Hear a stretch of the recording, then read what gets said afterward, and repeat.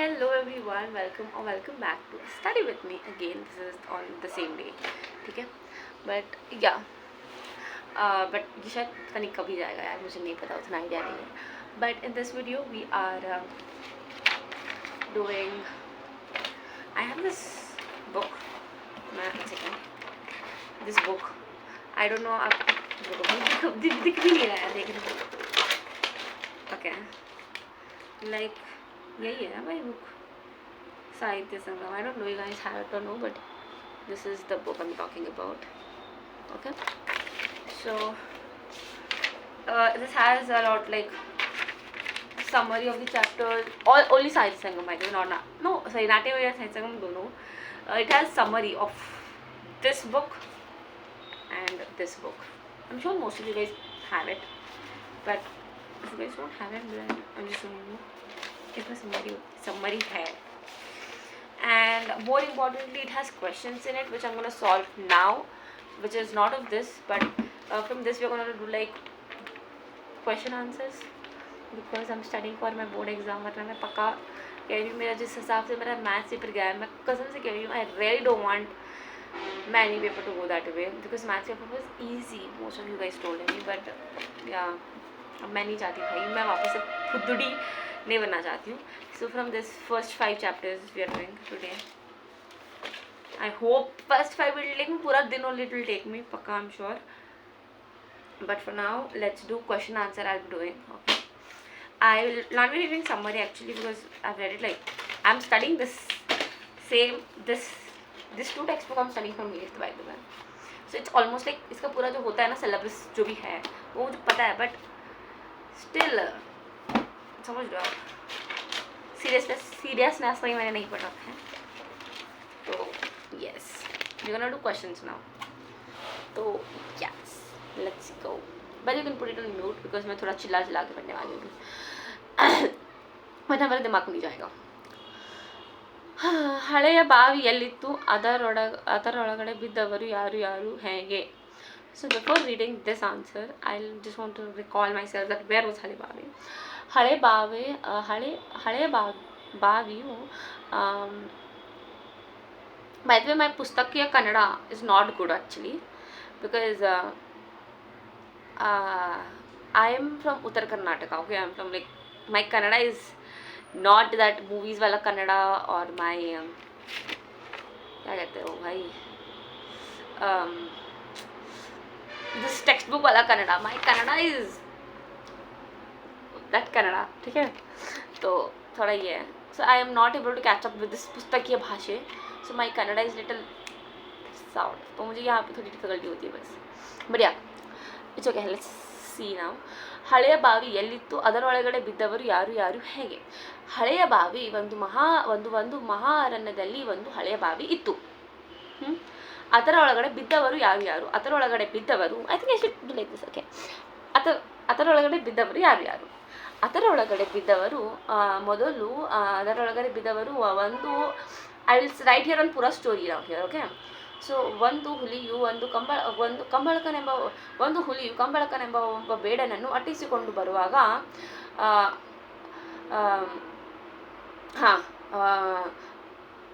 ಭಯದಿಂದ ಕಂಬಳಕನೆಂಬ ಬೇಡನು ಬಾವಿಯೊಳಗಡೆ ಬಿದ್ದನು.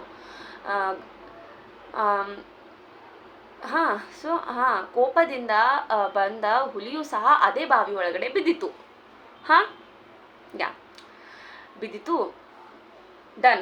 ठीक है. these are the two people who fault, not people but okay. ಚಪಲಕನೆಂಬ ಒಂದು ಕಪಿಯು ಬಾಯಾರಿಕೆಯಾಗಿ ನೀರು ಕುಡಿಯಲು ಬಾವಿಯ ಬಳಿ ಬಂದಿತು. ಅದು ಒಂದು ಸರ್ಪವನ್ನು ಬಳ್ಳಿಯೆಂದು ತಪ್ಪಾಗಿ ತಿಳಿದು ಅದನ್ನು ಹಿಡಿದು ಅದನ್ನು ಹಿಡಿದಾಗ ಅದು ಸಹ ಬಾವಿಯೊಳಗಡೆ ಬಿದ್ದಿತು. So this is how they fell, right? ಹೀಗೆ ನಾಲ್ಕು ಪ್ರಾಣಿಗಳು ಹೀಗೆ ಬೇಡ, ಹುಲಿ, ಸರ್ಪ ಮತ್ತು ಚಪಲಕನೆಂಬ ಕಪಿಯು ಬಾವಿಯೊಳಗಡೆ ಬಿದ್ದವು. Like this. Though this big I cannot write. Why? Because my Writing speed is not good actually. So yeah, Panchatantra. Okay, ನಾವು let's see what have written here. We have to read that. ಒಂದು ಮಹಾರಣ್ಯದಲ್ಲಿ ಒಂದು ಹುಳಿಯು ಕಂಪಳಕನೆಂಬ ಬೇಡನನ್ನು ಅಟ್ಟಿಸಿಕೊಂಡು ಬಂದಾಗ ಅವನು ಗಾಬರಿಯಿಂದ ಹಾಳು ಬಾವಿಯೊಳಗಡೆ ಬಿದ್ದನು. ಕೋಪದಿಂದ ಹುಲಿಯು ಸಹ ಬಾವಿಯೊಳಗಡೆ ಬಿದ್ದಿತು. ಅಲ್ಲಿಗೆ ನೀರು ಕುಡಿಯಲು ಬಂದ ಚಪಲಕನೆಂಬ ಕಪಿಯು ಬಂದು ಅವನು ಬಳ್ಳಿ ಎಂದು ತಪ್ಪಾಗಿ ತಿಳಿದು ಹಿಡಿದು ಕೂಡಾಗ 2 ಪ್ರಾಣಿಗಳು ಬಾವಿಯಲ್ಲಿ ಬಿದ್ದವು. ಪಂಚತಂತ್ರ ಕೃತಿಯು ಬರುವ ಕಥೆಯಲ್ಲಿ ಏನನ್ನು ಬೋಧಿಸುತ್ತವೆ? This is a very important question. As like I feel it also. It's actually very important question. If you from Kannada, okay, just something in that way. Panchatantra ಕೃತಿಯು ಬರುವ ಕಥೆಯಲ್ಲಿ ಏನು ಬೋಧಿಸುತ್ತದೆ? ಪಂಚತಂತ್ರ ಏನು ಬೋಧಿಸುತ್ತದೆ? That it's a very important question. It's a very important question. I know that. देखो, Panchatantra I will not seeing ಪೆಹಲೆ. Okay, Panchatantra ಕೃತಿಯು ಜೀವನದಲ್ಲಿ ನಡವಳಿಕೆ, ಜೀವನ ನಡೆಸುವ ವಿಧಾನ, ಗೆಳೆಯರನ್ನು ಆಯ್ಕೆ ಮಾಡಿಕೊಳ್ಳುವ, ಜೀವನವನ್ನು ನಡೆಸುವ ಚಾಣಕ್ಯತನ, ಇವೆಲ್ಲವನ್ನು ನಮಗೆ ಬೋಧಿಸುತ್ತೆ. ಪಂಚ ಎಂದರೆ 5, ತಂತ್ರ ಎಂದರೆ ಜೀವನದಲ್ಲಿ ನಡವಳಿಕೆ. Something it's I forgot, very read it very pale, but yeah, here it is. Yeah, but you can study directly from here also if you have this book, but I really prefer this book.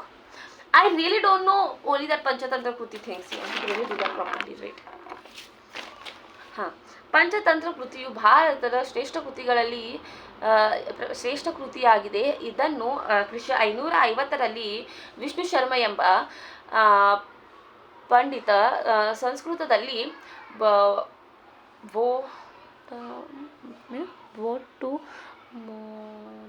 ಮೊಟ್ಟ ಮೊದಲು ಬರೆದು ಈ ಕೃತಿ ಪಂಚತಂತ್ರ 50ಕ್ಕೂ ಹೆಚ್ಚು ಭಾಷೆಗಳಲ್ಲಿ 50ಕ್ಕೂ ಹೆಚ್ಚು ಭಾಷೆಗಳಲ್ಲಿ ಅನುವಾದಗೊಂಡಿದೆ.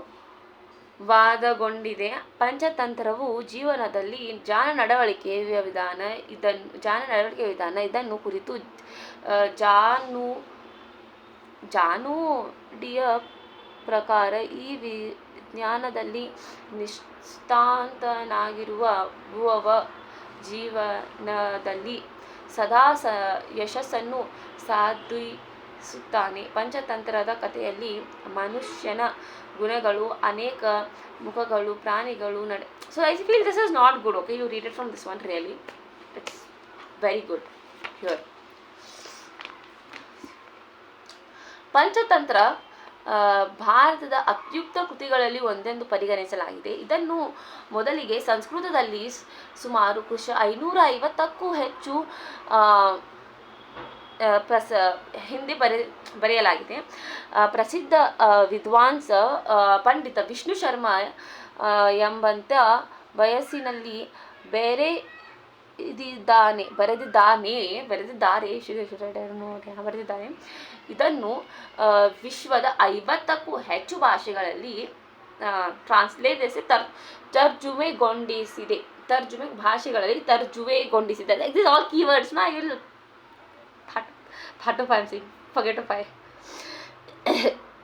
ಇನ್ನು ನೀತಿ ವಿಷಯವನ್ನು ಒಳಗೊಂಡಿತು. ಪ್ರಾಣಿಗಳು ಮತ್ತು ಪಕ್ಷಿಗಳನ್ನು ಕುರಿತು ಕುತೂಹಲ ಹುಟ್ಟಿಸುವಂತಹ ಕಥೆಗಳಾಗಿವೆ. ಈ ಕಥೆಯಲ್ಲಿ ಪಂಚತಂತ್ರ ಎಂದು ಹೆಸರಿಡಲಾಗಿದೆ. ಪಂಚ ಎಂದರೆ 5, ತಂತ್ರ ಎಂದರೆ ಅರ್ಥವೆಂದರೆ ಜೀವನದಲ್ಲಿ ನಡವಳಿಕೆಯ ವಿಧಾನ, ಹೇಗೆ ವಿಶ್ವಾಸವನ್ನು ಅಭಿವೃದ್ಧಿಪಡಿಸಿಕೊಳ್ಳಬಹುದು, ಜನರನ್ನು ಹೇಗೆ ಅರ್ಥ ಮಾಡಿಕೊಳ್ಳಬಹುದು, ಒಳ್ಳೆಯ ಗೆಳೆಯರನ್ನು ಹೇಗೆ ಆರಿಸಿಕೊಳ್ಳುವುದು, ಬುದ್ಧಿವಂತಿಕೆಯಿಂದ ಹೇಗೆ ಸಂಪಾದಿಸಿಕೊಳ್ಳುವುದು, ಜೀವನದಲ್ಲಿ ಹೇಗೆ ಸವಾಲುಗಳನ್ನು ಎದುರಿಸುವುದು ಎಂಬುದರ ಬಗ್ಗೆ ಬೋಧನೆಗಳಿಂದ ಇವನ್ನು ಇನ್ನಷ್ಟು ವಿಸ್ತರಿಸಲಾಗಿದೆ. ಪಂಚತಂತ್ರದ ಕುರಿತು ಹಳೆಯ ಜ್ಞಾನುಡಿಯ ಪ್ರಕಾರ ಈ ವಿಜ್ಞಾನದಲ್ಲಿ ನಿಷ್ಠಾಂತನಾಗಿರುವವನು ಜೀವನದಲ್ಲಿ ಸದಾ ಯಶಸ್ಸನ್ನು ಸಾಧಿಸುತ್ತಾನೆ. This only, it is this much only, there is nothing much to know about Panchatantra. This much if you write, it's good and fine. My mom told it. ठीक है, so we'll just discuss once of this chapter. I'll take a break, do it properly with, and then we'll start again with the next chapter. It's going to be like that. Next, ಕಪಿ ಮತ್ತು ಸರ್ಪ ಶಿವಭೂತಿಗೆ ಏನನ್ನು ಹೇಳಿದವು. Okay, ಚಪಲಕನೆಂಬ ಕಪಿಯು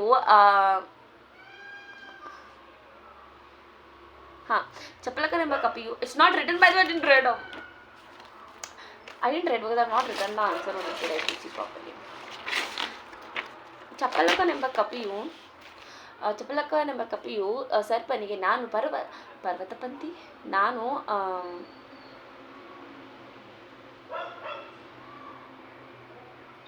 ಪರ್ವತಪಂಥಿಯಲ್ಲಿ ಹುಲಿಯುತ್ತದೆ. Where is ಚಪಲಕನೆಂಬ ಕಪಿ ಈಸ್ ಲಿವಿಂಗ್? ಬದ್ರಿಕಾಶ್ರಮದಲ್ಲಿ he is living. I am sure. Full confusion. ಚಪಲಕನೆಂಬ ಕಪಿಯು ಬದ್ರಿಕಾಶ್ರಮದಲ್ಲಿರುವ ಆಶ್ರಮದಲ್ಲಿ ನಾನು ಇರುವುದು. ಚಪಲಕನೆಂಬ ಕಪಿಯು ಬೇಡನಿಗೆ, ನಾನು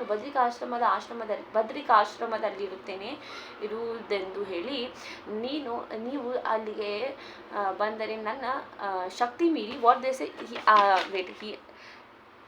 ಕಪಿ ಬದ್ರಿಕಾಶ್ರಮದಲ್ಲಿ ವಾಸಿಸುತ್ತೇನೆ, ಅಲ್ಲಿಗೆ ಬಂದರೆ ನನ್ನ ಶಕ್ತಿ ಮೀರಿ ಸತ್ಕರಿಸುವೆನೆಂದು ಹೇಳಿತು. ತನ್ನ ಶಕ್ತಿ ಮೀರಿ ಯಾರಂತಾರೆ? ಕಪಿ ಅಂತಾರೆ. This is very important. ಆಗಿ ಕ್ವಶನ್ ಕ್ಯಾನ್ ಕಮ್. ತೋ ಶಕ್ತಿ ಮೀರಿ ನನ್ನ something it is there. So I am saying, ಸರ್ಪ ನನ್ನನ್ನು ಕಷ್ಟ ಬಂದಾಗ ನನ್ನನ್ನು ನೆನೆ ಎಂದು ಸರ್ಪವು ಹೇಳಿತು. This much only. ನಾವು I read it properly how it is. ಕಪಿಯು ಬದ್ರಿಕಾಶ್ರಮದಲ್ಲಿ ತಾನು ವಾಸಿಸುವುದೆಂದು ಅಲ್ಲಿಗೆ ಬಂದರೆ ತನ್ನ ಶಕ್ತಿ ಮೀರಿ ಸತ್ಕರಿಸುವನೆಂದು ಹೇಳಿತು. ಸರ್ಪವು ಕಷ್ಟ ಬಂದಾಗ ತನ್ನನ್ನು ನೆನೆ ಎಂದು ಹೇಳಿ ಹೊರಟು ಹೋಯಿತು. ರಾಜನು ನೀಡಿದ ಶಿಕ್ಷೆಯಿಂದ ಶಿವಭೂತಿಗೆ ಹೇಗೆ ಪಾರಾದನು ವಿವರಿಸಿ. ರಾಜನು ನೀಡಿದ ಕಷ್ಟದಿಂದ ಬೇಡ ಶಿವಭೂತಿಯು ಸೆರೆಮನೆಯ ಒಳಗಾದನು. ಅಲ್ಲಿ ಅವನಿಗೆ ಅವನ ತಪ್ಪಿನ ಮೇಲೆ ಅವನಿಗೆ ನಗು ಬಂದಂತಾಯಿತು.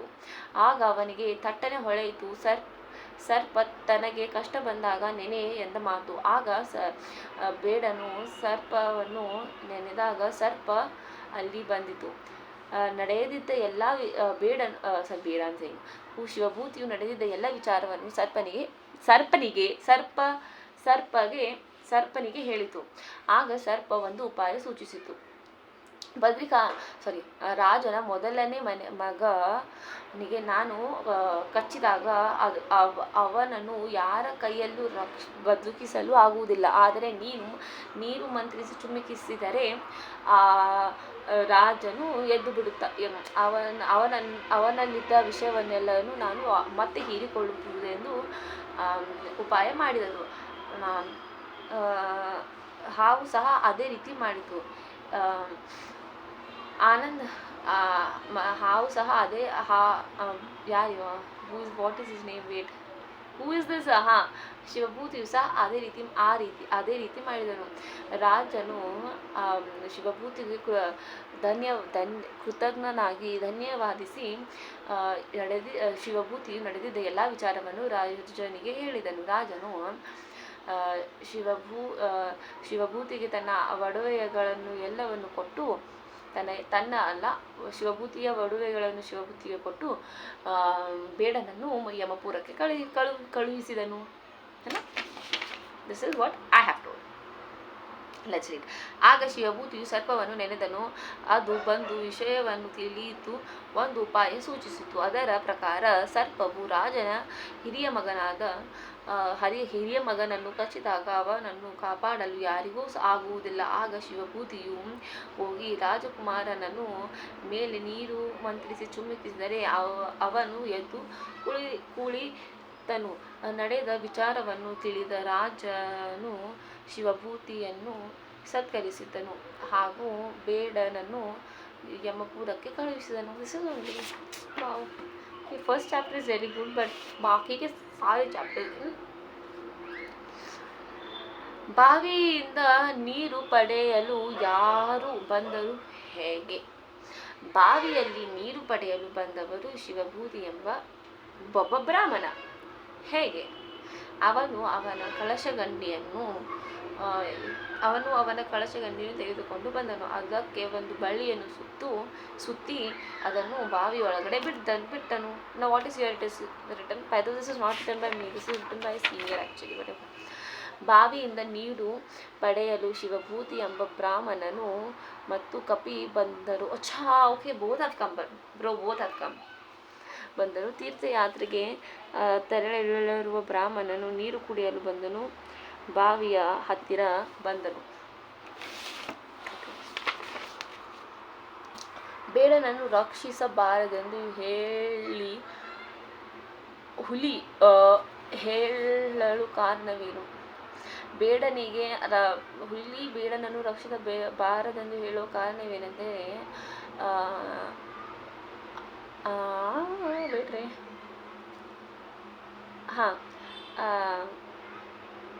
ಹಾವಿಗೆ ಹಾಳೆರೆದರೂ ಅದು ವಿಷವನ್ನೇ ಕಕ್ಕುವುದು. ಹಾಗೆ ಉಪಕಾರ ಮಾಡಿದರೆ ಅದು ಅವರು ನಮಗೆ ಅಪಕಾರ, something like this bro. It's really I am forgetting it. ಬೇಡ ನೀಚ ನಲಿತನಿಗೆ ಎಷ್ಟು ಉಪಕಾರ ಮಾಡಿದರೂ ತನ್ನ ನೀಚ ಬುದ್ಧಿ ಬಿಡುವುದಿಲ್ಲ. ಬೇಡನು ನೀಚನಿಗೆ ಎಷ್ಟು ಉಪಕಾರ ಮಾಡಿದರೂ ಅವನ ನೀಚ ಬುದ್ಧಿ ಬಿಡುವುದಿಲ್ಲ.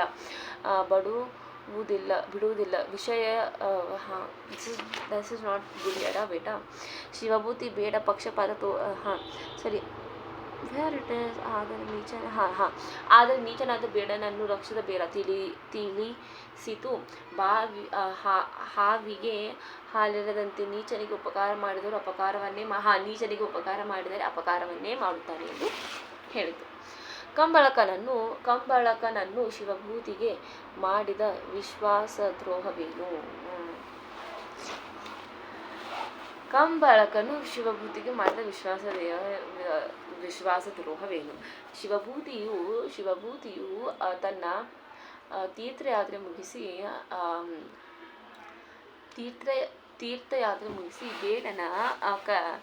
ಬೇಡನ ಕರೆಯಂತೆ ಅವನು ಬೇಡನ ಬಳಿ ಬಂದನು. ಎಲ್ಲಿ ಬಂದನು? ಅವನು ಪದ್ಮನಗರಕ್ಕೆ ಬಂದನು. ಆಗ ಬಂದ ತಕ್ಷಣ ಬೇಡನು ಅವನ ನಿರುಪಾಯ ಸ್ಥಿತಿಯನ್ನು ಶಿವಭೂತಿಗೆ ತೋರಿಸಿದ ತಕ್ಷಣ ಶಿವಭೂತಿಯು ತನ್ನಲ್ಲಿದ್ದ ಒಡವೆ ಆಭರಣವನ್ನು ಅವನಿಗೆ ತೋರಿಸಿದನು. ಆದರೆ ನೀಚನಾದ ಬೇಡನು ಶಿವಭೂತಿ ನನಗೆ ಉಪಕಾರ ಮಾಡಿರುವುದನ್ನು ಮರೆತು ಅವನು ಶಿವಭೂತಿಯು ರಾಜನ ವಸ್ತ್ರ ಒಡವೆಗಳನ್ನು ಕದ್ದಿರುವನೆಂದು ಹೋಗಿ ರಾಜನಿಗೆ ಚಾಡಿ ಹೇಳಿದನು. ಈ ರೀತಿ ಕಂಬಳಕನೆಂಬ ಬೇಡನು ಶಿವಭೂತಿಗೆ ದ್ರೋಹ ಮಾಡಿದನು. ತೀರ್ಥಯಾತ್ರೆಯಿಂದ ಹಿಂದಿರುಗುವಾಗ ಶಿವಭೂತಿಯನ್ನು ಕಪಿ ಮತ್ತು ಹುಲಿ ಹೇಗೆ ಸತ್ಕರಿಸಿದವು? ಯಾರ್ಯಾರು ಶಿವಭೂತಿ ಓಕೆ ತೀರ್ಥಯಾತ್ರೆಯಿಂದ ಹಿಂದಿರುಗುವಾಗ ಶಿವಭೂತಿಯು ಪರ್ವತ ಪಂಥೀಯದ ತಪ್ಪಿನಲ್ಲಿರುವ ಗುಹೆಗೆ ಹೋದಾಗ ಹುಲಿಯು ತನ್ನಲ್ಲಿದ್ದ ಅಮೂಲ್ಯವಾದ ವಸ್ತ್ರ ಆಭರಣಗಳನ್ನು ನೀಡಿ ಸತ್ಕರಿಸಿತು. ಹಾಗೆ ಬದರಿಕರ ಆಶ್ರಮದಲ್ಲಿರುವ ಯಾರಿದು ಕಪಿಯು ತನ್ನ ಅದು ಎಲ್ಲ ರೀತಿಯಾದ ಹಣ್ಣು ಹಂಪಲುಗಳನ್ನು ತಂದು ಸತ್ಕರಿಸಿತು. ದಿಸ್ ಇಸ್ ಹೌ ಇಟ್ ಸತ್ಕರಿಸಿದ fight. Once we will read better. ತೀರ್ಥಯಾತ್ರೆ ಮುಗಿಸಿ ಬಂದು ಶಿವಭೂತಿ ಹುಲಿಯನ್ನು ಭೇಟಿಯಾದಾಗ ಅದು ತನ್ನ ಗುಹೆಗೆ ಕರೆದುಕೊಂಡು ಹೋಗಿ ತನ್ನಲ್ಲಿದ್ದ ಅಪಾರ ಅಮೂಲ್ಯ ಒಡವೆಗಳನ್ನು ಕೊಟ್ಟು ಸತ್ಕರಿಸಿದ. ನಂತರ ಬದರಿಕರಾಶ್ರಮದಲ್ಲಿ ಹೋದಾಗ ಕಪಿಯು ಸಂತೋಷದಿಂದ ಆ ವನದ ಹಣ್ಣುಗಳನ್ನು ಅವನಿಗೆ ನೀಡಿ ಸತ್ಕರಿಸಿತು.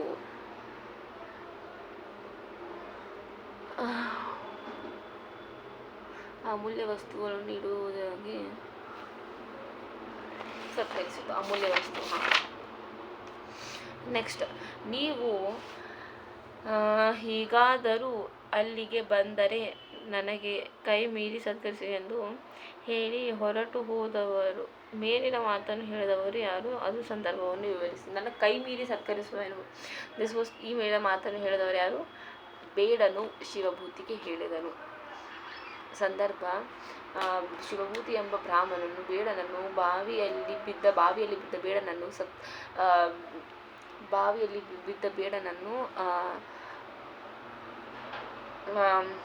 ಬದುಕಿಸಿದಾಗ ಈ ಮಾತನ್ನು ಹೇಳಿದನು. But no, this is not written here. It is a very big answer. I'll read it once for you.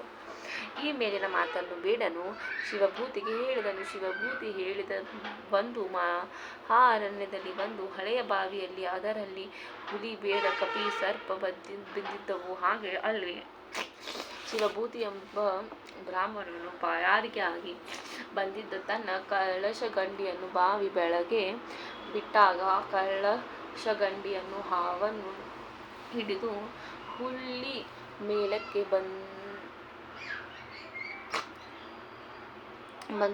ಬಂದಿತು. ಆಗ ಬೇಡ, ಕಪಿ, ಸರ್ಪ ಇವುಗಳು ಬಾವಿಯಿಂದ ಬಂದಿದ್ದ ವಿಷಯವನ್ನು ಶಿವಭೂತಿಗೆ ತಿಳಿಸಿದಾಗ ಆತ ಎಲ್ಲರನ್ನೂ ರಕ್ಷಿಸಿದೆ. ಆಗ ಕಪಿ ಈ ಮೇಲಿನ ಮಾತನ್ನು ಹೇಳಿತು. ಶಿವಭೂತಿ ಯಾರು? ಅವನು ಕಿರಾತನನ್ನು ಏಕೆ ರಕ್ಷಿಸಿದನು. ಶಿವಭೂತಿ ಯಾರು? ಅವನು ಕಿರಾತಕನನ್ನು ಏಕೆ ರಕ್ಷಿಸಿದ? ಕಿರಾತಕ ಇಸ್ ಬೇಡ ಬೈದ್ರೆ. ಶಿವಭೂತಿ ಒಬ್ಬ ಬ್ರಾಹ್ಮಣನ. ಶಿವಭೂತಿ ತೀರ್ಥಯಾತ್ರೆಗೆ ಹೊರಟ ಒಬ್ಬ ಬ್ರಾಹ್ಮಣ.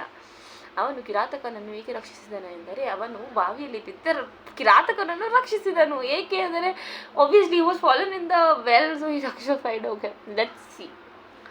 ಶಿವಭೂತಿ ಒಬ್ಬ ಬ್ರಾಹ್ಮಣನು. ಶಿವಭೂತಿ ಬೇಡನನ್ನು ಪಕ್ಷಪಾತ ತೋರಿಸಿದದೆ ಪಡೆದ ಹುಲಿಯ ಮಾತನ್ನು ಮೀರಿ ಅವನನ್ನು ಬಾವಿಯಿಂದ ರಕ್ಷಿಸಿದನು. ರಾಜನು ಶಿವಭೂತಿಯನ್ನು ಸೆರೆಮನೆಗೆ ಕಳುಹಿಸಲು ಕಾರಣವೇನು? This is a very nice answer actually. ರಾಜನು ಶಿವಭೂತಿಯನ್ನು ಸೆರೆಮನೆಗೆ ಕಳಿಸಲು ಕಾರಣವೇನೆಂದರೆ, ಅಕೃತಜ್ಞನಾದ ಬೇಡನು ಶಿವಭೂತಿ ತನ್ನ ಜೀವವನ್ನು ಬದುಕಿಸಿದನೆಂದು ಮರೆತು ಅವನು ಮತ್ತು ತನ್ನ ನಿರುಪಾಯ ಸ್ಥಿತಿಯನ್ನು ಶಿವಭೂತಿಗೆ ತೋರಿಸಿದಾಗ ಶಿವಭೂತಿಯು ತನ್ನಲ್ಲಿದ್ದ ಅಮೂಲ್ಯ ವಸ್ತು ಆಭರಣಗಳನ್ನು ಅವನಿಗೆ ಸಹಾಯ ಮಾಡಲು ತೋರಿಸಿದಾಗ ಅಕೃತಜ್ಞನಾದ ಬೇಡನು ಈ ಶಿವಭೂತಿಯು ರಾಜನ ಅಮೂಲ್ಯ ವಸ್ತು ಒಡವೆಗಳನ್ನು ಕದಿರುವುದನೆಂದು ಚಾಡಿ ಹೇಳಿದನು. ಈ ರೀತಿ ರಾಜನು ಶಿವಭೂತಿಯನ್ನು ಸೆರೆಮನೆಯೊಳಗಡೆ ಕಳುಹಿಸಿದನು. Here answer C. ಶಿವಭೂತಿ ಪದ್ಮನಗರದಲ್ಲಿ ಬಂದ ಕಂಬಳಕನೆಂಬ ಬೇಡನನ್ನು ಮನೆಗೆ ಹೋದನು. Actually this is good. My answer is not good actually. Shivabhuti ಪದ್ಮನಗರಕ್ಕೆ ಬಂದು ಕಂಬಳಕನೆಂಬ ಬೇಡನನ್ನು ಮನೆಗೆ ಹೋದನು. ಆ ಬೇಡನು ತನ್ನ ಬಳಿ ಏನೂ ಇಲ್ಲವಿರುವುದ ತನ್ನ ನಿರುಪಾಯ ಸ್ಥಿತಿಯನ್ನು ವಿವರಿಸಿದನು. ಅವನಿಗೆ ಸಹಾಯ ಮಾಡವೆಂದು ಶಿವಭೂತಿಯು ತನ್ನಲ್ಲಿದ್ದ ಅಮೂಲ್ಯ ಆಭರಣಗಳನ್ನು ಬೇಡನಿಗೆ ತೋರಿಸಿದನು. ಆ ಕೃತಜ್ಞನಾದ ಬೇಡನು ಶಿವಭೂತಿಯು ಮಾಡಿದ ಉಪಕಾರವನ್ನು ನೆನೆಯದೆ ಅವನು ರಾಜನ ಒಡವೆಗಳನ್ನು ಕದಿರುವುದೆಂದು ರಾಜನಿಗೆ ಬಳಿ ಹೋಗಿ ಚಾಡಿ ಹೇಳಿದ. ಶಿವಭೂತಿಯು ಆಗ ರಾಜನು ಶಿವಭೂತಿಯನ್ನು ಸೆರೆಮನೆಯೊಳಗಡೆ ಹಾಕಿದನು. ಮಹಾ ಅರಣ್ಯದಲ್ಲಿ ಬಾವಿಯಲ್ಲಿ ಯಾರು ಬಿದ್ದರು ಹೇಗೆ? This is same as the first answer. ಒಂದು ಮಹಾ ಅರಣ್ಯದಲ್ಲಿ ಒಂದು ಹಾಳು ಬಾವಿ ಇತ್ತು. ಆ ಹಾಳು ಬಾವಿಯಲ್ಲಿ ಒಂದಾನೊಂದು ಕಾಲದಲ್ಲಿ ಒಂದು ಮಹಾ ಅರಣ್ಯದಲ್ಲಿ ಒಂದು ಹಾಳು ಬಾವಿ ಇತ್ತು. ಒಬ್ಬ ಚಪಲಕನೆಂಬ ಕಪ್ಪಿತು ವೇಟ್ ಒಂದು ಹುಲಿಯು ಒಂದು ಹುಲಿಯು ಬೇಡನನ್ನು ಅಟ್ಟಿಸಿಕೊಂಡು ಬರುವಾಗ ಬೇಡನು ಗಾಬರಿನಾಗಿ ಬೇಡನು ಹಾಳು ಬಾವಿಯ ಒಳಗಡೆ ಬಿದ್ದನು. ಆ ಹಾಳು ಬಾವಿ ಒಳಗಡೆ ಬಿದ್ದನು. ಹುಲಿಯು ಸಹ ಕೋಪದಿಂದ ಅದೇ ಹಾಳು ಬಾವಿ ಒಳಗಡೆ ಬಿದ್ದಿತ್ತು. ಆನಂತರ ಒಂದು ಚಪ್ಪಲಕನೆಂಬ ಕಪಿಯು ಬಾಯಾರಿಕೆಯಾಗಿ ನೀರು ಕುಡಿಯಲು ಬಂದಿತು. ಆ ಕಪಿಯು ಸರ್ಪವನ್ನು ಬಳ್ಳಿಯನ್ನು ತಪ್ಪಾಗಿ ತಿಳಿದು ಹಿಡಿದಾಗ ಅವೆರಡು ಪ್ರಾಣಿಗಳು ಸಹ ಬಾವಿ ಒಳಗಡೆ ಬಿದ್ದವು.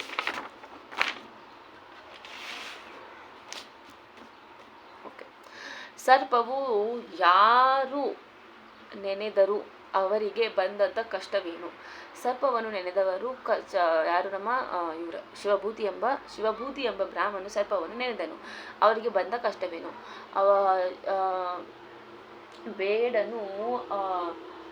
ಬೇಡನು ರಾಜನಿಗೆ ಅವನು ಮಾಡದೇ ಇರುವ ತಪ್ಪಿಗೆ ರಾಜನ ಬಳಿ ಹೋಗಿ ಚಾಡಿ ಹೇಳಿ ಶಿವಭೂತಿಯನ್ನು ಸೆರೆಮನೆ ಒಳಗಡೆ ಕಳುಹಿಸಿದನು.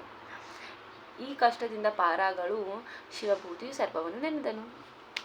ಹುಲಿ ಶಿವಭೂತಿಯನ್ನು ಹೇಗೆ ಸತ್ಕರಿಸಿದನು? ಹುಲಿಯು ಶಿವಭೂತಿಯನ್ನು ಪರ್ವತ ಪಂಕ್ತಿಯಲ್ಲಿರುವ ತಪ್ಪಿನಲ್ಲಿ ತನ್ನ ಗುಹೆಗೆ ಬಂದಾಗ ತನ್ನಲ್ಲಿದ್ದ ಅಮೂಲ್ಯ ವಸ್ತ್ರ, ಆಭರಣ, ಒಡವೆಗಳನ್ನು ಶಿವಭೂತಿಗೆ ಕೊಟ್ಟು ಸತ್ಕರಿಸಿತು. ನಾನು ಬರಿಗೈಯಾಗಿದ್ದೇನೆ ಎಂದು ಹೇಳಿದವರು ಯಾರು? ಅವನನ್ನು ಶಿವಭೂತಿ ಹೇಗೆ ರಕ್ಷಿಸಿತು? ನಾನು ಬರಿಗೈಯಾಗಿದ್ದೇನೆ ಎಂದು ಹೇಳಿದವನು ಬೇಡ.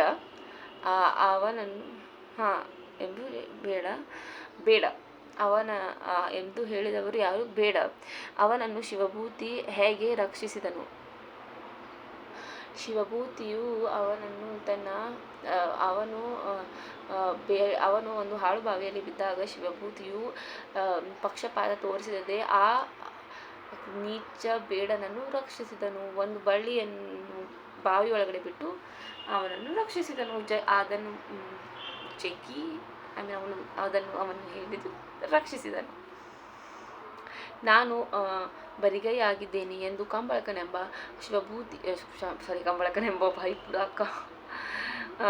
ಬೇಡನು ಶಿವಭೂತಿಗೆ ಹೇಳಿದನು. ಅವನು ತನ್ನ ನಿರುಪಾಯ ಸ್ಥಿತಿಯನ್ನು ಶಿವಭೂತಿಗೆ ತೋರಿಸಿದನು. ಶಿವಭೂತಿ ಇವನಿಗೆ ಸಹಾಯ ಮಾಡೋಣವೆಂದು ತನ್ನಲ್ಲಿದ್ದ ಎಲ್ಲ ಅಮೂಲ್ಯ ಒಡವೆಗಳನ್ನು ತೋರಿಸಿದನು.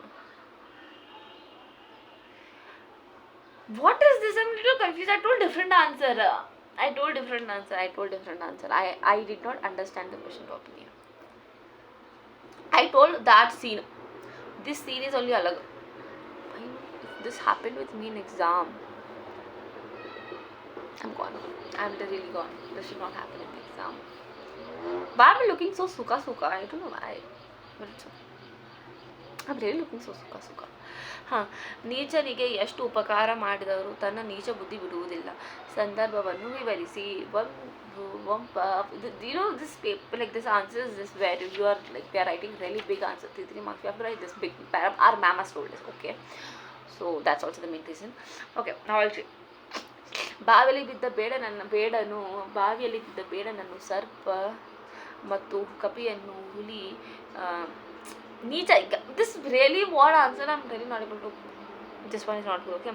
ನೀಚನಿಗೆ ಎಷ್ಟು ಉಪಕಾರ ಮಾಡಿದರೂ ತನ್ನ ನೀಚ ಬುದ್ಧಿ ಬಿಡುವುದಿಲ್ಲ. ಸಂದರ್ಭವನ್ನು ವಿವರಿಸಿ. ಒಂದು ಮಹಾರಣ್ಯದಲ್ಲಿ ಕಪಿ, ಬೇಡ, ಹುಲಿ, ಸರ್ಪವು ಬಾವಿ ಒಳಗಡೆ ಬಿದ್ದಿತ್ತು. ಅದೇ ಸಮಯಕ್ಕೆ ಶಿವಭೂತಿ ಎಂಬ ಬ್ರಾಹ್ಮಣನು ನೀರು ಕುಡಿಯಲು ಬಂದ ಬ್ರಾಹ್ಮಣನು ಇವುಗಳ ಪ್ರಾಣವನ್ನು ರಕ್ಷಿಸಿದನು. ಆಗ ಹುಲಿಯು ಪ್ರಾಣವನ್ನು ರಕ್ಷಿಸಿದಾಗ ಹುಲಿಯು ನೀಚನಾದ ಬೇಡನ ಪ್ರಾಣವನ್ನು ರಕ್ಷಿಸಬಲ್ಲ. ನೀಚನಿಗೆ ಎಷ್ಟು ಉಪಕಾರ ಮಾಡಿದರೂ ಅವನು ಅಪಕಾರವನ್ನೇ ಮಾಡುತ್ತಾನೆ. ಅವನನ್ನು ರಕ್ಷಿಸಿದರೆ ಹಾವಿಗೆ ಹಾಳೆರೆದಂತೆ ಎಂದು ಹುಲಿಯು ಯಾರಿಗೂ ನಮ್ಮ ಬ್ರಾಹ್ಮಣನಿಗೆ ಹೇಳಿತು. ಶಿವಭೂತಿ ಎಂಬ ಬ್ರಾಹ್ಮಣನಿಗೆ ಹೇಳಿತು. So these are the questions. ज़्यादा नहीं, 4 questions were there actually. But yeah, and I think I will not go to the next chapter now directly. I really want to read once again from this book, the same chapter, अच्छे से. Why? Because I feel there is a need of reading once again. So I'm doing that. But for now, that is it for this one. If you watched the video, you know what to do. Like, comment, subscribe. In the next one, love you all.